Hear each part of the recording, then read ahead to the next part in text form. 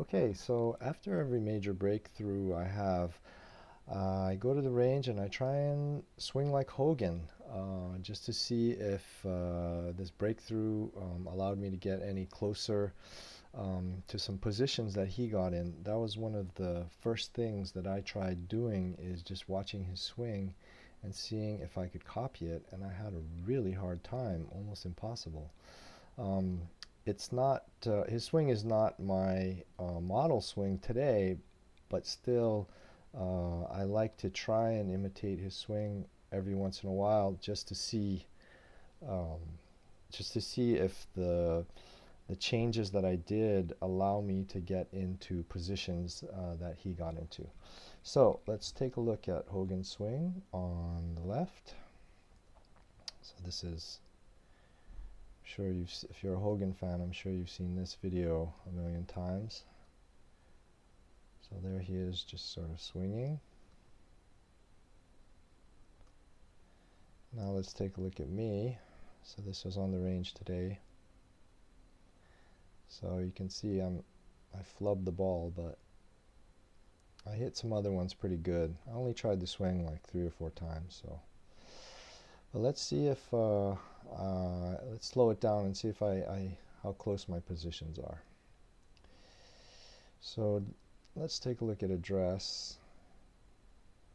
So at address, I'm way more crouched. I think I'm taller than he was, but his arms are probably longer than mine.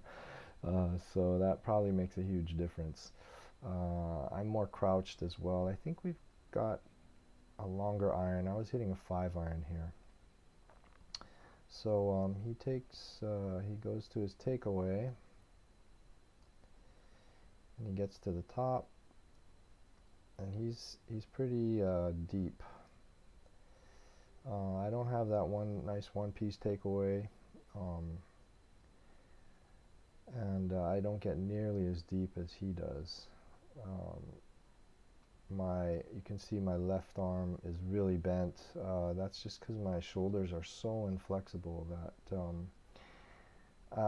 only way I can get my hands behind my back is by bending that left arm. So Hogan's at the top there. My hands are still higher, even though I felt like my hands were literally around my knees. That's the weird thing about golf, is sometimes you're feeling something and then you look at the video and then you're just like, oh my God, that is so different. So let's move forward here. But anyway, I got my right hip back here, so that's kind of nice. His elbow is pointing down a lot more. Mine, I don't have that external rotation as much.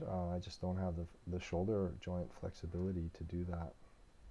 Then in his transition, he's coming down. My transition is coming down here. You can see his club is a lot more laid off than mine is at the top. See, I'm much more vertical, and his is very laid off. I can't, and he seems a lot flatter. You see his shoulder plane is a little flatter. I think mine is a little more vertical. But anyway, he comes into the ball. What I'm mainly concerned about is impact position. So he's coming in to the ball here, right about there. His feet are still on the ground. Let's see if I can get about the same position. There we go. So my heel is slightly coming up. His is still on the ground, but we're both similar. I might be a little bit more hunched over. I can't really tell his club angle, but our hands are in similar positions, I think. Now let's move forward, get it a little bit closer. There you can see really nice, that triangle right in there. Let's see if I get that triangle going too. Right there. So I got a nice little triangle going here too. It was a colder day, so I couldn't wear shorts, but I mean short sleeve shirt, but if I had a short sleeve shirt, I think you'd really be able to see a nice little triangle just like his right there. You can see the wrist is bowed over there. The left wrist is bowed over here too. His foot is coming up. My foot is coming up slightly. Now let's get into impact position. So here, and right after. That's right after. So that's basically right before impact. You can see he's got the right elbow bend, the elusive right elbow bend. I'm coming basically right into impact here. Our heels are off the ground now. Got that nice right elbow bend as well. Staying down, lateral side bend. Let's go right after impact. So that's right after impact. So he's straightening out now. He's firing the right arm. And there I go right after impact, firing the right arm, staying in the lateral side bend. Our heels are coming up. His hips seem to be more rotated towards the target. That's something I've been working on as well a lot. His shoulders also seem to be a lot more rotated. He's facing the target a lot more than mine is. Mine seem to have stalled a little bit more. Then let's go through. See my shoulders stall a little, and my hips as well. You see my hips are not nearly towards the target. He's facing the target here already, and I'm kind of facing more out towards right field.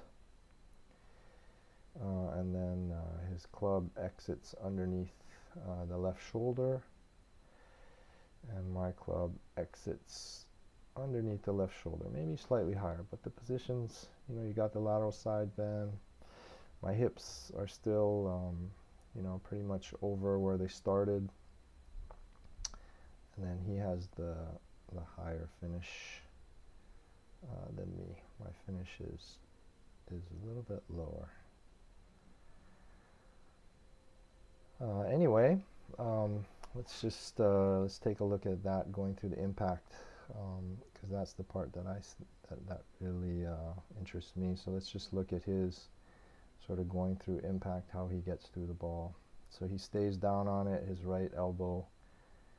He doesn't lose any lateral side bend, and let's see how I go through the ball.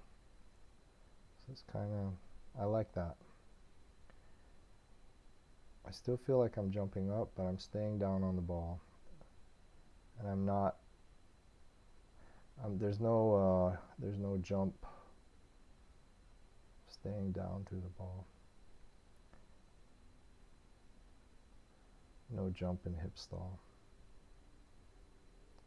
Seems like he turns his hips more towards the target, so that's something I've been constantly working on, like Dustin Johnson and Keegan Bradley, is just getting the hips towards the target, but I can't.